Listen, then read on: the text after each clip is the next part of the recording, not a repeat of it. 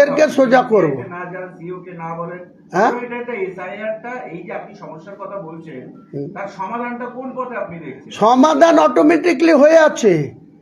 58,20,000 বাদে সমস্ত নামের খসড়া তালিকা কোথাও পৌরসভায়, কোথাও পঞ্চায়েতে, কোথাও সরকারি বিভিন্ন দপ্তরের জায়গায় টাঙানো আছে। সেইটা অটোমেটিকলি জেনুইন ভোটার।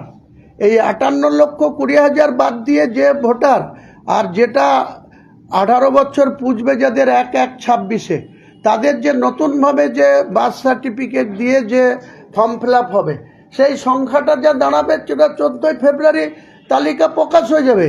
কিন্তু সম্পূর্ণভাবে যেমন বলেছিল এসআইআর করব না, যেমন বলেছিল ওয়াকফ নিয়ে কেন্দ্র সরকারের অ্যামেন্ডমেন্ট মানব না, আবার বলেছিল যে আমি মুখ্যমন্ত্রী থাকতে আমি তোমাদের সব দেখে নেব। তারপরে আজকে কি করেছে, পিভি সেলিমকে রাতারাতি অর্ডার দিচ্ছে 7 দিনের সময় দিয়ে আলাদা একটা পোর্টাল চালু করে। এসব চালাকি নাকি ক্ষমতায় বসে? আপনি যেটা বলছেন যে সরকারি আধিকারিকরা নিজের ব্র্যান্ড মাফিক যাতে তৃণমূলকে ভোট দেয় ভয় দেখানোর জন্য এটা করছে, এর ভিত্তি কি? মানে আপনি মানে এটা তৃণমূলের লাভটা কোন পরিপ্রেক্ষিতে বলছেন? পরিপ্রেক্ষিত একটাই, ওনাদেরকে যখন বলছে আপনি কিসের বেসিসে কি ডকুমেন্টসের জন্য আপনি 400 লোককে হিয়ারিংয়ে ডাকছেন, আপনার হিয়ারিংয়ের আসল উদ্দেশ্য কি, তাকে কোন ডকুমেন্টস, আমি যদি জেনুইন না হই, আমার যদি 2002-এর কোনো ডকুমেন্টস না থাকে, আমাকে অ্যাপ্লিকেশন ফর্ম দেওয়া হলো কেন? প্রথম প্রশ্ন। তাহলে দেওয়া হয়েছে, তাহলে আমি জেনুইন ভোটার, তাহলে সেটা ফিল আপ করে দিয়েছি। তারপরে খসড়া তালিকায় আমার নাম আছে, মানে আমি জেনুইন ভোটার। তারপরে তাকে কোন রিজিমে, কোন গ্রাউন্ডে তাকে আবার নোটিশ করছে, ওরা নিজেরাই স্বীকার করছে যেটা অটোমেটিক জেনারেটর হয়ে যাচ্ছে। কেন অটোমেটিক জেনারেটর হবে? কেন অটোমেটিক জেনারেটর হবে কেন? এই ভুলটা কার? রাজ্য সরকারের আধিকারিকদের। ভোটাররা কেন তার জন্য সাফারার হবে? ভোটাররা কেন চিন্তিত হবে? তার নামে যখন নোটিশ হচ্ছে, সেই গ্রামে যে যখন নোটিশ সার্ভ করছে, তারা তো চিন্তায় পড়ছে যে হঠাৎ আমার নাম তো সবই ঠিক আছে, আমি ফর্ম জমা দিয়েছি, আমি রিসিভ কপি আছে, আমার নাম খসড়ায় আছে, তাহলে আবার কেন আমাকে নোটিশ দেওয়া হচ্ছে? তখন আধিকারিকরা আমাকে বলছে আপনি এ নিয়ে কিছু করেন না, এটা আমাদের ডিপার্টমেন্টের ভুল, এরা জেনারেটর লোড করতে গিয়ে এই ফর্মুলা করেছে, তার জন্য এটা অটোমেটিকলি জেনারেটর হয়ে যাচ্ছে, নোটিশ সার্ভ হয়ে যাচ্ছে। এটা তো বাংলার মানুষের সঙ্গে এই ধরনের আচরণ কেন করবে রাজ্য সরকার, তার আধিকারিকরা কেন করবে? ঠিক আছে, অন্য বিষয় বলি আপনার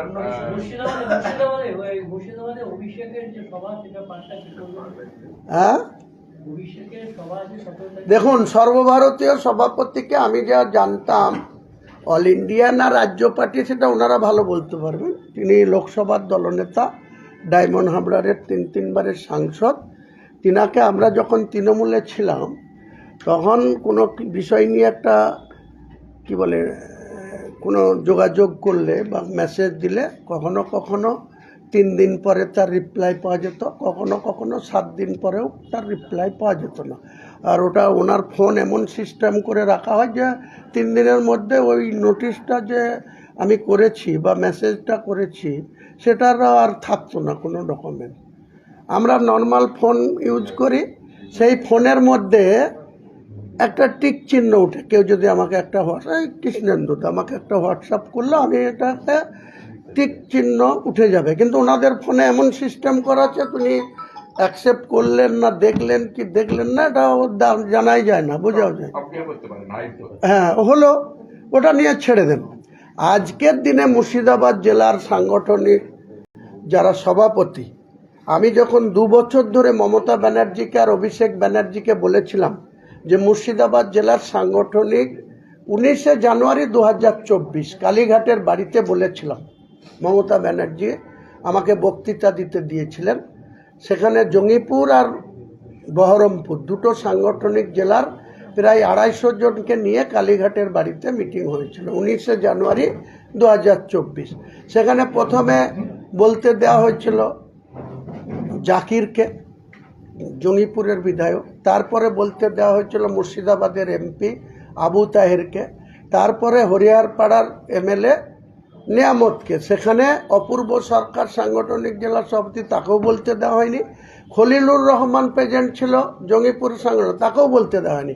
এই তিনজনকে বলতে দেওয়ার পর মমতা ব্যানার্জি আমাকে বলতে দিয়েছিল, যে আমাকে বলতে। আমি যখন বলতে উঠেছি তখন আমি প্রথম প্রশ্ন রেখেছিলাম যে মুর্শিদাবাদ জেলাটায় দিদি যেভাবে পার্টিটা চলছে, আপনার পার্টির কোনো সাংগঠনিক কোনো সিস্টেম নাই, অর্থাৎ কোনো বুথ কমিটি নাই, কোনো ব্লক কমিটি নাই, সব হাওয়ায় ভেসে চলে।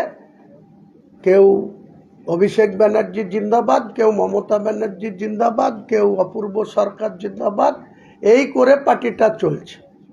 তো আমি যখন এই কথা বলি, সঙ্গে সঙ্গে আমার আগে বা আমাদের তিনজনের বক্তব্যের আগে আমাদের ফিয়াদ হাকিম বলেছিলেন, বক্সিদা বলেছিলেন, আর আমাদের সর্বভারতীয় সাধারণ সম্পাদক বলেছিলেন। তো আর তিনজন যখন বলতে উঠলো তখন কিন্তু তিনি বাধা দেননি।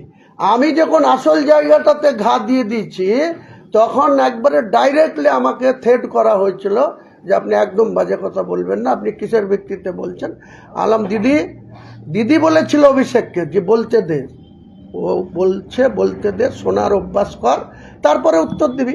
কিন্তু ও কোনো মতে আমাকে বলতে দেবে না, বলছে আপনি বলছেন কেন এইসব কথা। বললাম এখানে ববি হাকিম বসে আছে, বক্সিদা আছে রাজ্য সভাপতি, আমি আপনাদের বলছি যে মুর্শিদাবাদ জেলায় কোন বুথ কমিটি আছে, কজন তার সংখ্যা, আর ব্লকের কটা কমিটি আছে, সেই কমিটির মাদারের কমিটিতে কে কে আছে, ইউথের কমিটিতে কে কে আছে, মহিলার কমিটিতে কে কে আছে, একটু যদি লিস্টটা যদি থেকে থাকে তাহলে আপনি দেখিয়ে দেন, আমাকে একটা কপি দেখতে পারি। তো দিদি কিন্তু আমার কথাটার গুরুত্ব বুঝেছিল, তখন বলেছিল যে ববি কী ব্যাপার, হুমায়ুন এই কথা বলছে কেন। আমাকে কেউ সাপোর্ট দেয়নি, না খলিলুর না কেউ।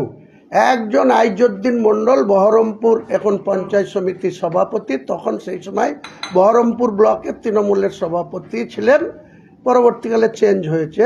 উনি উঠে দাঁড়িয়ে বলেছিল হুমায়ুন কবির যে কথাটা বলছে এই কথাটার আসল সত্যি ভিত্তি আছে, কারণ আমি ব্লক সভাপতি, আমার কোনো কমিটি নাই, আমার কোনো বুথ কমিটি নাই, সেই রকম কোনো জায়গায় নেই। আজকে এক হুমায়ুন কবিরের হুঁকে, বাংলায় হুঁক বলে, এমন হুঁক পেয়েছে যে যেখানে বারবার বলে সংশোধন করতে বলা হয়েছিল করা হয়নি, এখন সব মুসলিম নেতাদের কোঅর্ডিনেটর বানিয়ে দিচ্ছে রাতারাতি। ওখানে কোঅর্ডিনেটর তৈরি করে দিচ্ছে। কি কোঅর্ডিনেটর করবে? যত 2 নম্বরি করে টাকা তোলা আছে সেই টাকা কিছু দিয়ে মুসলিমদের মাথা কেনার চেষ্টা করছে। আমি মুসলিম জনতাকে বলবো যত খুশি কোঅর্ডিনেটররা টাকা দিলে টাকা নিয়ে নাও, তারপরে ভোটের সময় ভোটটার ঠিক জবাবটা দিতে হবে। এখন কোঅর্ডিনেটর, আগে যখন হুমায়ুন কবির বারবার বলেছিল তখন সেই কথার গুরুত্ব কেন দেওয়া হয়নি? তখন আইপ্যাক যা রিপোর্ট করেছে, আমি 2024 সালের নভেম্বর মাসে এই আইপ্যাকের বিরুদ্ধে মমতা ব্যানার্জিকে বলেছিলাম পরিষদীয় মিটিংয়ে 29 না 28 নভেম্বর 2024 নওশাদ আলী কক্ষে প্রায় 200 এমএলএদের সামনে দিদি বলেছিল প্যাক ফ্যাক কিছু রাখা হবে না, তোমরা এমএলএরা, তোমরা জেলার নেতারা, তোমরা ব্লকের নেতারা দল চালাবে। ঠিক 2 মাস পরে ভাইপুর রাগ বা গোসা ভাঙতে আবার উনি ওই কক্ষে বললেন প্যাক ফ্যাককে নিয়ে চলতে হবে। যিনি বললেন প্যাক ফ্যাক নিয়ে চলতে হবে না, তিনি আবার বলছেন প্যাককে নিয়ে চলতে হবে। এখন আবার কোঅর্ডিনেটর হয়েছে। তাহলে ওই জেলার নেতারা, অপূর্ব সরকার, নিয়ামত হাজিরা, ওনাকে জেলার মিটিং করার সাহস দেখাচ্ছে না। হুমায়ুন কবির যেহেতু 70 রেজিনগর এবং 71 বেলডাঙ্গায় কন্টেস্ট করবে, 22 ডিসেম্বর ঘোষণা করেছে। এখন সেই বেলডাঙ্গাতে 17 তারিখে রোড শো করতে যাবে, তার পুলিশ প্রশাসন হেলিপ্যাড করছে। আমার কাছে এটাও খবর আছে যে উনি ওটাও যাবেন না। আমি বলেছি উনি যা লোক করবেন 19 তারিখে 48 ঘন্টার মধ্যে আমি তার ডবল লোক করে বুঝাবো যে সর্বভারতীয় নেতাকে বুথ স্তরের নেতা বানিয়ে দেবো। এখন ওটাও বোধহয় যাবে কিনার সন্দেহ আছে। আপনারা খবর নেন 17 তারিখের প্রোগ্রামও বাতিল হতে পারে সর্বভারতীয় নেতার। আর যদি বাতিল না হয় আমি ওয়েলকাম জানাচ্ছি, করুন উনি, এবং উনি যা লোক নিয়ে করবে আমরা ড্রোন ক্যামেরা রাখবো, আমাদের নিজস্ব ক্যামেরা রাখবো, হাজার লোক নিয়ে উনি রোড শো করছেন, আর আমি 19 তারিখে তার ডবল লোক নিয়ে সেই জায়গা থেকে রোড শো করবো। এটা আমার চ্যালেঞ্জ। এটা কোন জায়গায়? বেলডাঙ্গা 17 তারিখে আপনারা খবর নেন। আমি আজকে আবার লেটেস্ট খবর পেয়ে একদম সর্বভারতীয় নেতা তো অলরেডি জেলার নেতারা তাকে ব্লক লেভেলে নামিয়ে আনছে, এরপরে ওকে আমি বুথ লেভেলে নামিয়ে আনা করাবো। এর আগে তো বললাম না, জেলার লেভেলে একটা মিটিং বা এমএলএদের একটা কথা শুনতো না, এখন কোঅর্ডিনেটরদের কোঅর্ডিনেট করতে বলছে, করুক না, কত কোঅর্ডিনেট। মায়নদা, আপনি অভিষেকের কথা বলছেন, প্রধানমন্ত্রী আপনার পার্শ্ববর্তী জেলায় আসছেন, কি বলবেন? পার্শ্ববর্তী জেলা মানে মালদা, হ্যাঁ, জানি। তার আগে হুগলিতে আসছেন বোধহয় নাকি? হুগলি তার পরে পরে মালদা আসতেই পারেন। প্রধানমন্ত্রীরা তো 2021-এ ভোটের আগে ইসকি পার 200 পার বলেছিলেন, আর ডেলি প্যাসেঞ্জারই করেছিলেন। তখন স্মৃতি ইরানি মন্ত্রী ছিলেন, আরও দুটা কেন্দ্র ক্যাবিনেটের তাবড় নেতারা, অমিত শাহজি থেকে শুরু করে জেপি নাড্ডারা এসেছিল, আবার আসবে, এটা তো কোনো নিষেধ নেই। আর এ নিয়ে আমি কোনো কথা বলতেও চাই না। আমার নতুন পার্টি, আমি 1 ফেব্রুয়ারি ব্রিগেড করে আমি আগামী নির্বাচনে, আমি আগেও বলেছি আপনাদের, আবার বলছি, আমার সঙ্গে কেউ জোট সঙ্গে আসলে আমরা 294-তে কন্টেস্ট করব। সেটা কোন সিটে কার বেশি গুরুত্ব সেটা দিয়ে ঠিক করে 294-তেই লড়বো জোট সঙ্গে আসলে। আর যদি তা না আসে, 182টা প্রার্থী আমার রেডি আছে। আমি 10টা প্রার্থী ডিক্লেয়ার করেছি, বাকি 172টা প্রার্থী তৃণমূল কংগ্রেস যেদিন প্রার্থী তালিকা করবে তার 48 ঘন্টার মধ্যে আমার পূর্ণাঙ্গ প্রার্থী তালিকা 182 জনের আমি একাই আমার জনতা উন্নয়ন পার্টির পক্ষ থেকে ডিক্লেয়ার করব। আপনি বারবার বলতেন যে আসাদুদ্দিন ওয়াইসির সঙ্গে কথা হয়ে গেছে, জোট হবে, নওশাদ সিদ্দিকীর লোকদের সঙ্গে কথা হয়ে গেছে। সেদিনকে দেখলাম আব্বাস সিদ্দিকীর বাড়িতে গেলেন, সাক্ষাৎ হলো না। তাহলে জোটটা আসলে কার সাথে হচ্ছে? আপনাকে তো 1 ফেব্রুয়ারির জন্য অপেক্ষা করতে হবে। আপনি বললেও উস্কালেও আমি আপনার কথার কোনো জবাব দেব না। আমি কার সাথে জোট করব, কি করব, আমি তো বলছি, আপনি 1 ফেব্রুয়ারি সবার আগে 12টার মধ্যে বড় করে লেন্থ ক্যামেরা লিগে ওখানে ওয়েট করবেন।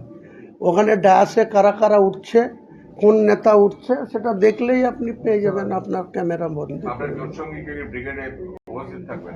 যারা আমার জোট সঙ্গে হবে তারা তো 31শে জানুয়ারি লাস্ট টাইম দিয়েছি, তার আগে নিশ্চয়ই অভ্যন্তরে কথা হবে, একবার ছাড়া একাধিকবার হবে। যারা আমার সঙ্গে জোটবদ্ধভাবে ইলেকশন লড়বে তারা ব্রিগেডে থাকবে, আর যদি কেউ না আসে থাকবে না। আমি একাই ডেকেছি, আমি তো মিটিং অর্গানাইজ করেছি, আমি আমার লোক হবে না ফাঁকা যাবে, সেটা তখন আপনারা ফাঁকা মাঠের ছবি তুলে প্রচার করবেন, অসুবিধা কী আছে। ব্রিগেডের প্রস্তুতি আপনার কতটা? বিএডের প্রস্তুতি আমি এনওসি আজকেই পাওয়ার জন্য এসেছিলাম। হঠাৎ করে যে আধিকারিক দেবেন তিনি অসুস্থ, তিনি ছুটি নিয়েছেন। 16 তারিখে টাইম দিয়েছে, আমাকে একটা নোটিশ দিয়েছে। 16 তারিখে 1টার সময় আমাকে ওখানে ডেকেছেন, এই যাব আশা করছি। মানে পাওয়ার ক্ষেত্রে অসুবিধা হচ্ছে না? হ্যাঁ, মাঠ পাওয়ার না, ওনাদের যা ফরম্যাট আছে সেই ফরম্যাট অনুযায়ী এফিডেভিট যা কন্ডিশনাল সব কিছু জমা দিয়েছি। উনি নেই আজ, আমি 6 তারিখে জমা দিয়েছি, আজকে 13 তারিখে পাওয়ার কথা। তা ওনারা আজকের ডেটে একটা নোটিশ ইস্যু করে দিয়েছে আমাকে, আমার নামে, জনতা উন্নয়ন পার্টির পক্ষ থেকে যেটা চাওয়া হয়েছে। 16 তারিখে বেলা 1টার সময় ডেকেছেন। যদিও সেদিন জুম্মাবার, আমি আগেই চলে আসব নামাজ পড়ে, তারপর 1টার দিকে আমাদের অফিসে যাব। আরেকটা কথা উঠছে যে আপনার পার্টিতে এখনো রেজিস্টার্ডই হয়নি। কে বলছে? তৃণমূল বলছে। তৃণমূল কি বললো তার জবাব আমি দেবো না। রেজিস্টার হয়েছে কি হয়নি, কোন প্রতীকে লড়বো, নওশাদের কোন প্রতীকে লড়েছে, কার প্রতীকে লড়েছে, আমি কার প্রতীকে লড়বো, আমার রেজিস্টার হয়েছে না হয়নি তার ইলেকশন কমিশনের দেখার রাইট আছে। ওই তৃণমূলের পাগল ছাগলদের দেখার কোনো কথার কোনো জবাব আমি দেব না।